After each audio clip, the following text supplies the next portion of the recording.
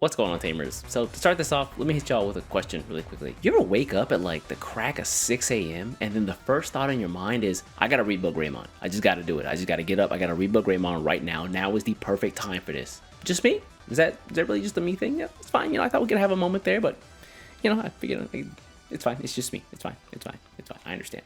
I get it. All right, moving on. Better report stuff. I get it. It's fine. Yeah. Anyway, we are in our second week of the EX07 Digimon Liberator set over here in Asia, and while week one, the new decks were off to a really rocky start, most folks actually weren't trying out many of the decks at all. Week two is a bit more optimistic. There's lots of people trying out things like the Cendrillmon deck, the EX07 deck, in their own right, rather than just like adding them into older decks that already existed. To learn more, let's take a look at some event results, a couple of key takeaways, and a closer look at some of the decks that topped over the course of the past week. So diving into the event results, like I mentioned before, you can see some of the Digimon Liberator decks kind of peppered all throughout here. Things like the Cendrillmon as well as Safagamon, who had a pretty decent showing last week. And then if you drop down a bit here, you can see things like Beelstarmon.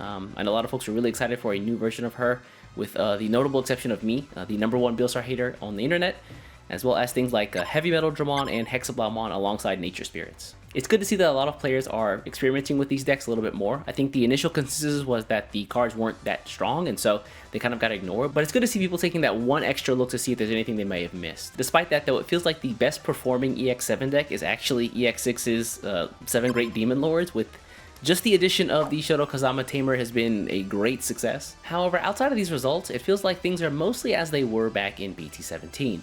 Ancient Garurumon, Imperial Dramon, Gabumon Rush, Numamon, and the likes. However, I think the most interesting deck to keep an eye out for right now is the new Mother Control. While this deck does have lots of different variations out there floating around, I think the nastiest version is probably the Black Hybrid version, where they use Black Hybrid cards alongside some of the mind-linking Black Tamers to evolve and then unmind-link to be reused the following turn.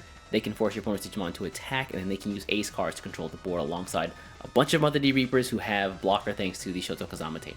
Changing topics for a minute, I think last week there was a really big surge of the use of the Grace Nova engine cards to utilize both the red and blue cards in EX7, things like the Link's Dragons as well as Hexablaumon, and I was really excited to see how that developed, but unfortunately this week it feels like they almost disappeared. Most of those decks, it feels like, have just kind of been wiped out. Like Grace Nova, it's great that a lot of the EX7 cards are getting the spotlight, but the true test will come if we will see them in a couple of weeks or not.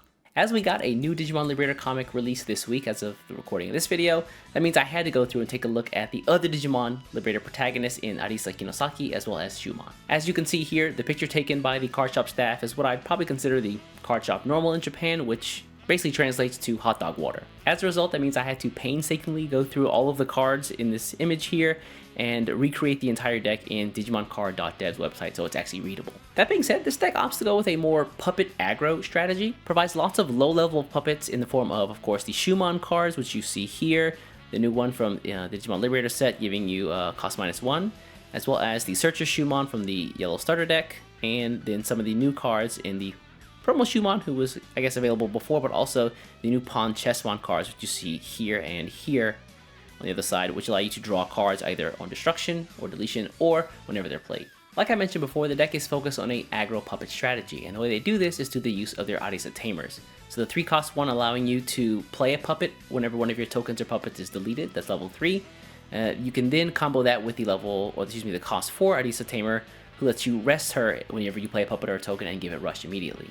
This combined with the use of the overclock mechanic kind of peppered throughout the deck from the level 4s in the Shushumon here, as well as the Chaperomon here from EX7, and of course both of the Cendrillmons from the starter deck, as well as the new Cendrillmon, who lets you play a puppet every single turn, means that you can do lots of damage very quickly.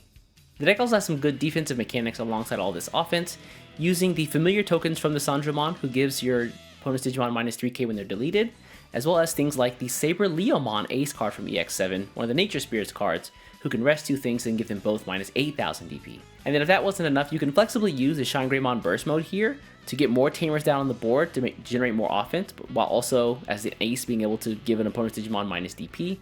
At the same time, for all the Tamers you have out, you can give him Security Attack Plus. So all of these things alongside the new Vortex Resonance, the Yellow Scramble, and the older Physical Training card allow you to get to those level 6 Digimon way more quickly. Overall, the ability to put out lots of attackers and weaken your opponent's Digimon through DP- is a really scary and potent strategy. Another deck that I thought would be really interesting to take a look at is this Imperial Dramon deck, question mark?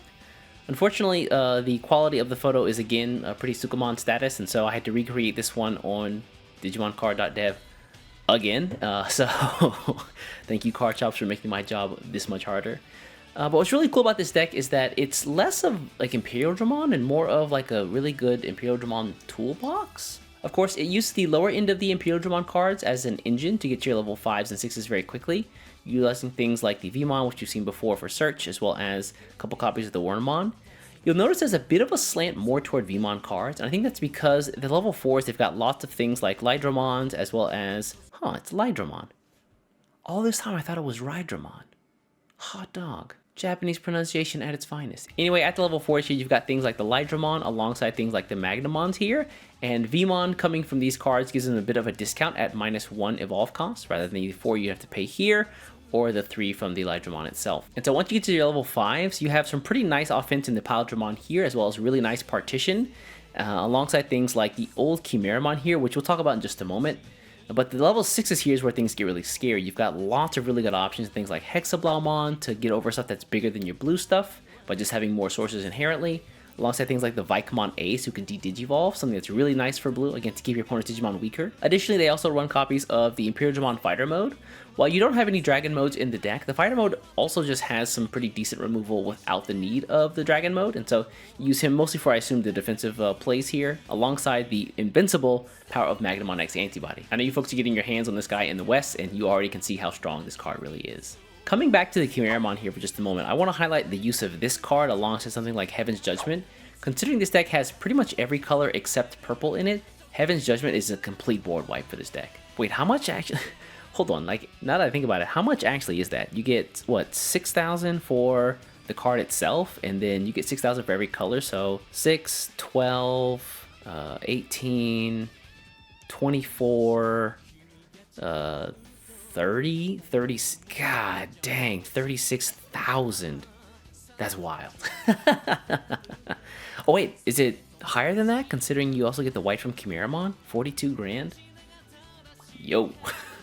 Yo, that's disgusting. And so in conclusion here, if you're a Veemon fan and it's really hard for you to choose between Imperialdramon and Magnamon as a deck, why not both?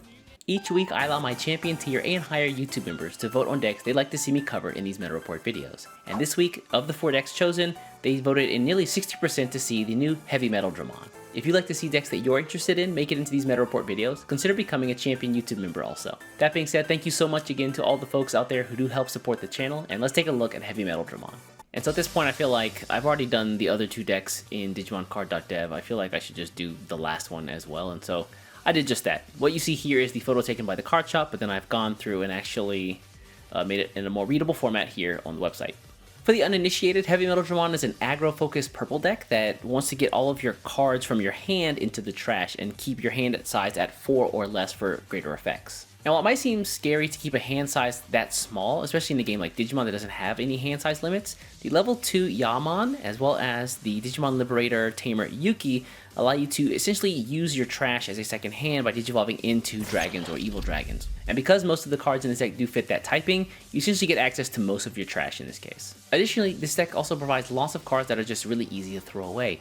Things like the Veemon cards here from the EX4 set that if you have 20 cards or more in trash, both you and your opponent, then you can gain Rush. This is useful in case you want to get down one of the Megidramon aces you see here on the top end. Also, you have things like the Nidhoggmon, who whenever he's trash, you can just gain a memory. And while this is really nice, you also have to combo off of this the starter deck Mat Tamer, who has essentially the same effect, but for any card. So throwing away in case the Nidhogg with the Mat Tamer, you get down 2 memory. Right now, this line doesn't have any really good searchers, so they're kind of relying on the BT8 Demi Devimon here to look for cards. I'm assuming they'll probably get a better Impmon later in the future, but for now, he's decent enough letting you get a Tamer as well as trash cards at the same time. The level 5 Loudmon acts as the party starter for the deck, where on evolve or on play, you can trash 2 cards in hand and then delete 7k or lower.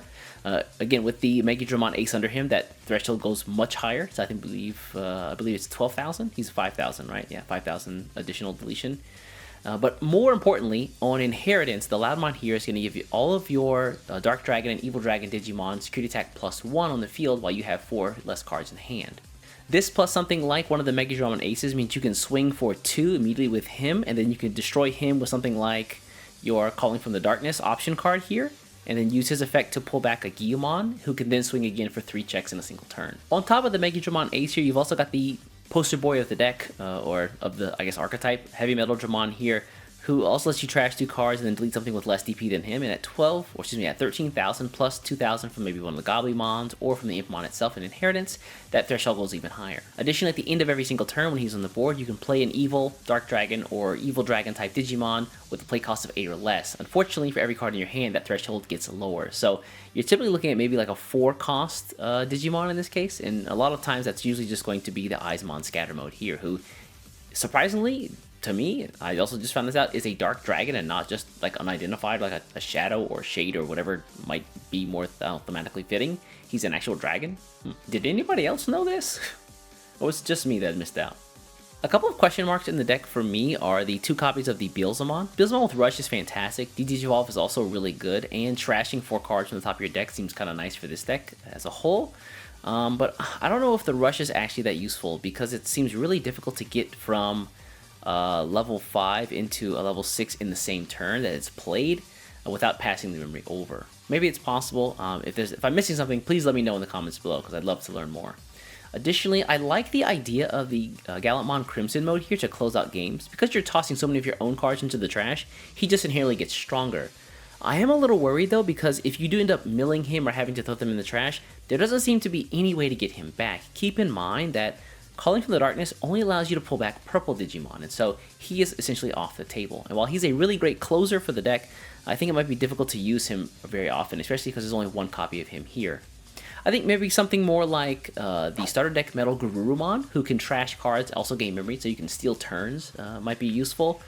Additionally, something like a Grand Kuwagamon Ace might also be nice if you want to destroy Tamers or have some Tamer destruction out there. These might be a little bit nicer and can also both be retrieved with Calling from the Darkness in case they're both either milled off the top of the deck or you have to trash them from your hand. That being said, I think one of the harder parts of building for this deck is at the level 6s, so outside of the stuff you see here, what would you include in the deck? Let me know in the comments below. And so with that, we're going to wrap up the second week of EX07 Digimon Liberator events over here in Asia. Again, I'm still keeping my eye on this weather control deck because I think within the coming weeks it's going to see a big increase in popularity. It's so nasty. Also, as someone really interested in Zafagamon, I'm really interested to see if that deck as well as Cendrillmon can keep up their use through this set's lifespan. And finally, I want to give a shout out to our official YouTube members who help support the channel. If you guys have ever gotten any laughs or any good information from this channel, please consider becoming an official YouTube member yourself. Anyway, taking a look at the clock on my phone, it's just about 8:55 p.m. here, which means it's 6 a.m. somewhere, which means it's time for me to go build Greymon.